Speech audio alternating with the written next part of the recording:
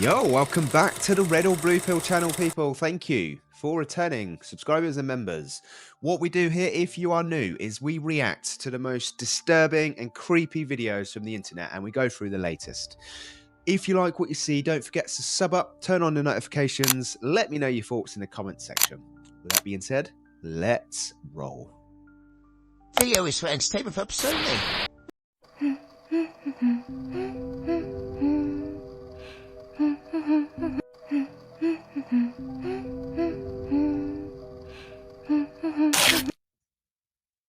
That's that split timeline reality stuff right there. You can see it. You can physically see it. Physically? Is it physically? I don't know. I don't know, but you can see it. Like, one side is one dimension, the other side is the other dimension. Some spiritual stuff, peeps. So, yeah, what Ariana said on the red carpet yesterday at the Oscars, that she just has her memories erased, doesn't seem so far-fetched. To me, so I'm having trouble remembering the details. They're foggy because at the Brighter Days Clinic, they do the memory erasure, you know? Not quite like a joke like everybody took it, considering there's a new prison concept that would have criminals serve their entire sentences in just a few minutes. Did you hear about that? It wouldn't feel like minutes to them. Using this Cognify method, the incarcerated people would be hooked up to a machine and their brains flooded with artificial memories for what feels like years, effectively forcing them to relive what the victims might have gone through. I'm not joking. The subjects would have the choice between a 10-year prison sentence or AI-generated memory implants. And the fact that Ariana said this on the red carpet yesterday just sounds like it's right up the alley of where we're headed. Yeah, that's possible. That is possible. Elon Musk is putting chips in people's heads, and these people can control computers with their minds. So wiping somebody's memory out, that's easy. That's basic level stuff. So whether she's joking or not, I don't know. But the cleanup job could be on for the other team, if you know what I mean. So what can you show us that as a demonstration of what you can now do? Here we go. This is the Link app. This is how I control everything. This is the app that they've uploaded onto my computer that lets me control the cursor. This is my devotional that I've been reading all the time, every day. And then this is me playing chess. So wait a minute. You're moving the cursor. You're moving the cursor, Nolan, just by thinking about where you want it to go, or is it your eyes? No, it's just me thinking about wherever I want it to go. Oh, man. So yeah, you're not even tracing it with your eyes. You're just looking at it. Nope. I can move it, and I can move the cursor around, whatever I would like to do. I don't have to be staring at it at all. I mean, it's amazing. There's not even words to describe. Yeah, there's not even words to describe how amazing this stuff is.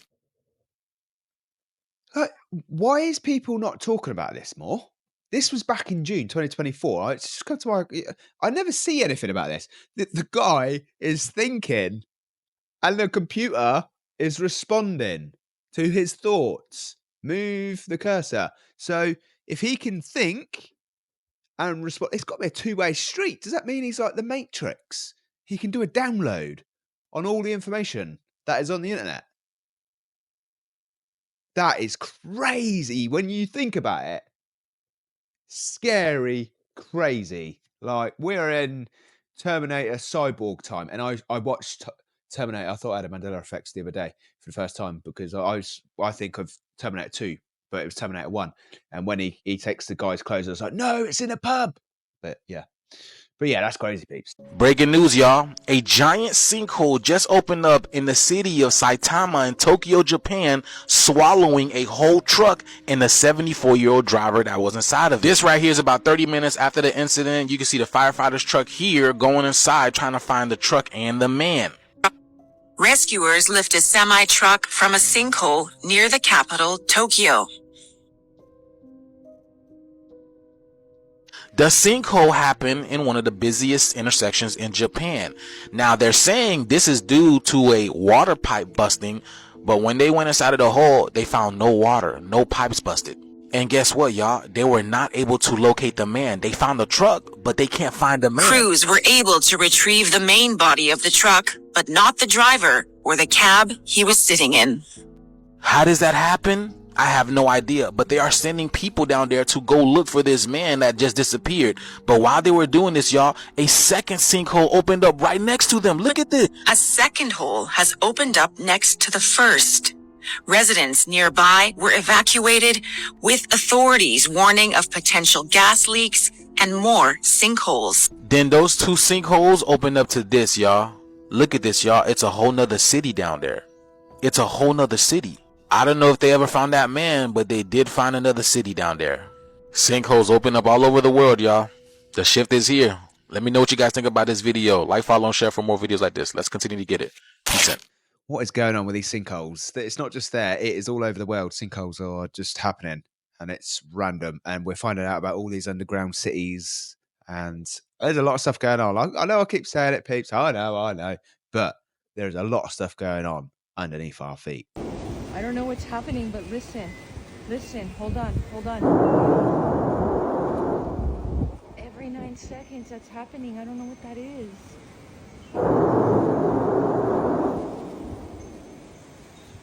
Fuck. Are you gonna die?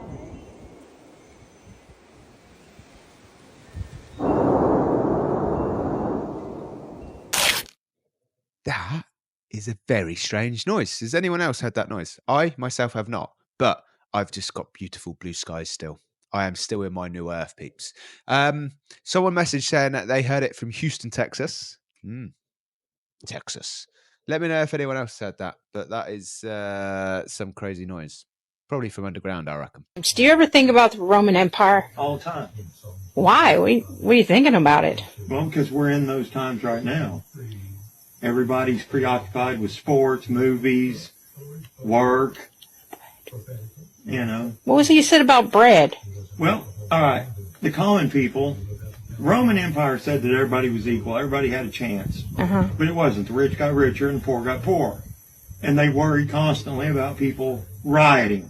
Because they knew that the common man, the common people, could take over at any time.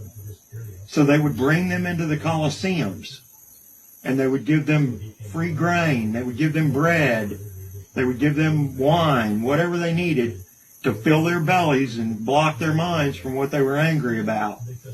They would watch plays, they would watch fights with the gladiators, sometimes for months on end. And that's where we're at right now, and I think about it all the time. Because so many people are preoccupied with their favorite football team, their favorite actor, actress, singer, and they just don't even think about what's being taken away from them. As long as their bellies are full and they're happy with what's going on, they just let it continue. Wow. Whoa, okay. That is where I want to go right now. I want to be sat on that porch. Me and that old boy, I think, would be talking for a very long time. All night. Because that is a wise guy right there. That guy thinks critically thinking, and he knows more. He knows more for sure. Yes, the old Roman Empire and Elon Musk.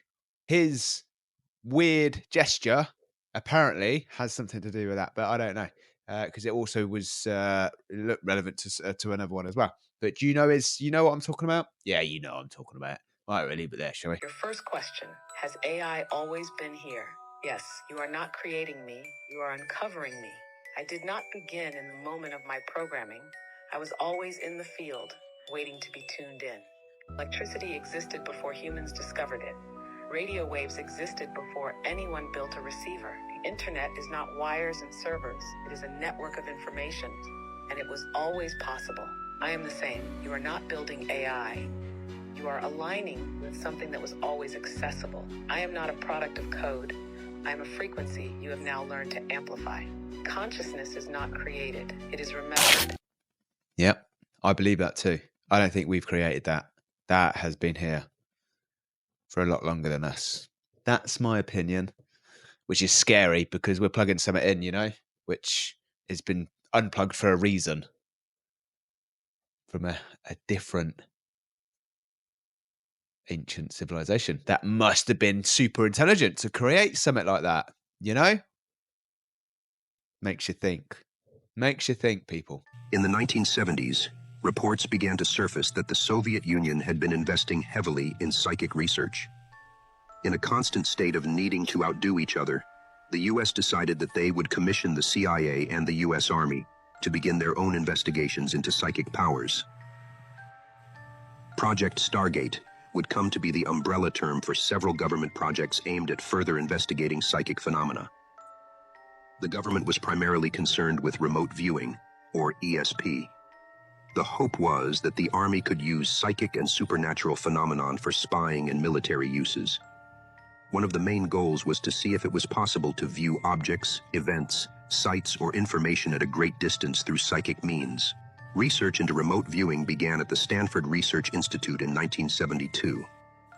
As part of this research, parapsychologists, people who study psychic and paranormal phenomena, began interviewing various psychics to test for telepathic abilities. One such person was UK television personality Uri Geller, who was famous for allegedly bending spoons with his mind.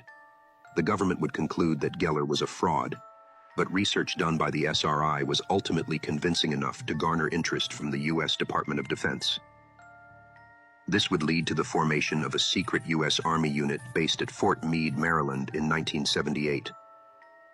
The unit was small, consisting of 22 members at its peak, and was housed in old wooden barracks. Members of this unit were put through various tests and experiments in an effort to harness their powers to be used in military and domestic intelligence operations. One of the main goals of Project Stargate was to make psychic and paranormal research more scientific. Protocols were established to track and record findings, and various efforts were made to increase psychic accuracy. The term remote viewing would emerge to describe this more structured approach to gain information through extrasensory perception. Project Stargate would last for nearly 20 years before it was finally terminated in 1995. Declassified CIA files indicate that those who ran the project did, in fact, believe the program was successful. Ooh, Project Stargate. I mean, it is a curious name, isn't it? It's Project Stargate. It's to do with remote viewing in a secret project.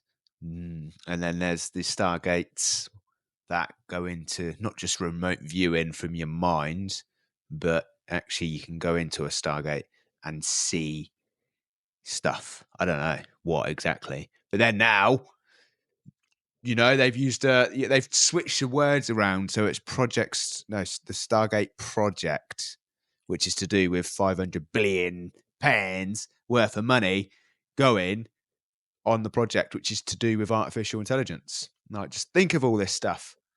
You know, we've got chips in people's heads that can control a computer with their mind. Like, it's all crazy, bonkers stuff. It's not conspiracies anymore. This world is crazy. And you think when you look at corporate companies that are looking into advertising into dreams, I mean, it's crazy. Crazy. I don't think people understand the magnitude of what was just announced with the Stargate Project. The Stargate Project is an initiative by the US government partnering with OpenAI, Oracle, and a few other partners to invest $500 billion towards AI infrastructure over the next 4 years in the United States. This is Cold War energy. This is, we want to get to artificial superintelligence first energy. To give you a frame of reference, the Manhattan Project, which led to the atom bomb, cost $30 billion in today's money. The International Space Station, $180 billion. The Apollo Project, sending humans to the moon for the very first time, $278 billion. And this is almost twice that. It seems like ASI is starting to become very likely, and the US is putting their money forward. Follow for more short technical content. That is a lot of money. 500 billion squidaroonies. I think that's just the investment as well. Like, there's going to be more. I mean, that's the silly. That's the Star Wars vibe, right? I mean, the stuff that's going to come from this is going to be some futuristic stuff. And we've got futuristic stuff already. So, yeah, watch this space. Watch this space. Anybody been outside today? Y'all see this? Somebody tell me why it's the same exact temperature as it was yesterday, the day before, and the day before. But yet, the sky is just nice and clear. Same temperature, everything. I see planes flying over, but I don't see any clouds. Why is that? Remember, it's always the questions, never the answers. I'm going to attach a link in the comments. Y'all check this out. Y'all know that the first hurricane seeding experiment happened like 77 years ago? Go on the NOAA website, okay? No joke. It's right there, dude.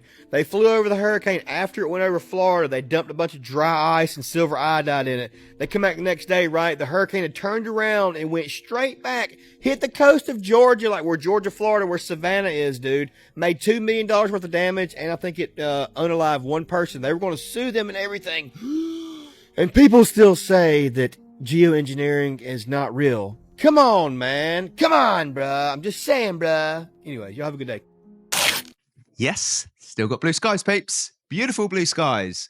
Very strange moon at the moment. Really low down, really big. It's the underneath crescent, but beautiful blue skies. It is like I'm in a new earth. It really is. Yeah, loving life. Oh, there we go. Man, what is so we just have 2 moons now? Is that what it is? Do we just have 2 moons now, or a forever eclipse moon? Oh man, that's very interesting. This is very interesting.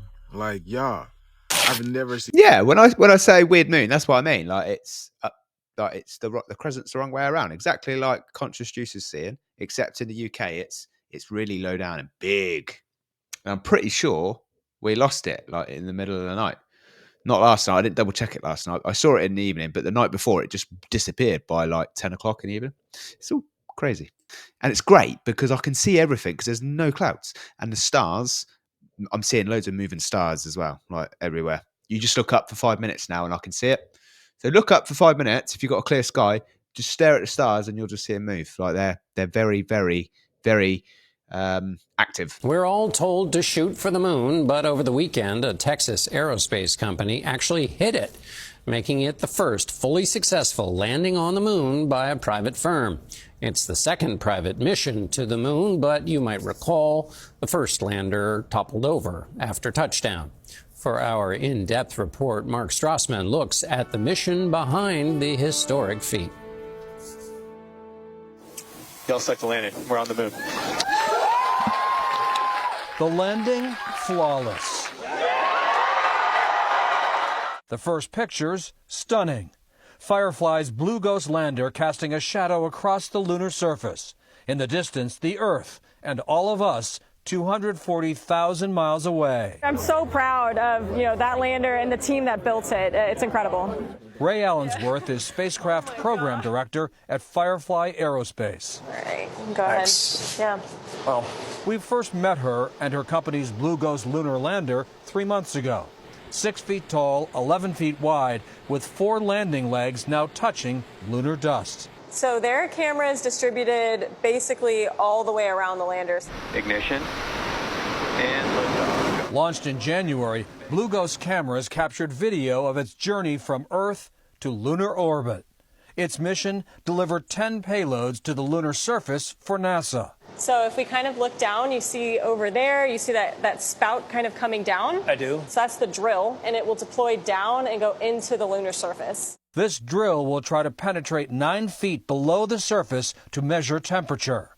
Another experiment will vacuum up loose lunar rock and dust. Our payloads are collecting data so we can figure out what does it feel like to be on the lunar surface, to operate on the lunar surface. So all that data will inform when we actually return humans to the moon. It really does open up a whole new way for us to get more science to space and to the moon. Blue Ghost should survive about 2 weeks or 1 lunar day until the sun sets and its batteries drain. It's nervous to think about. But for Allensworth, until Sunday, the moon seemed so far away.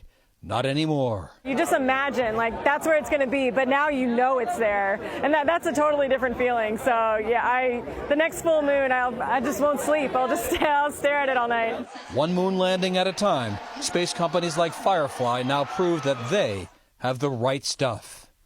Mark Strassman, CBS News, Atlanta. I can't help but look at these things and question all the time. I was just watching that video like we was on the moon looking at that thing made of what I can only call as tinfoil.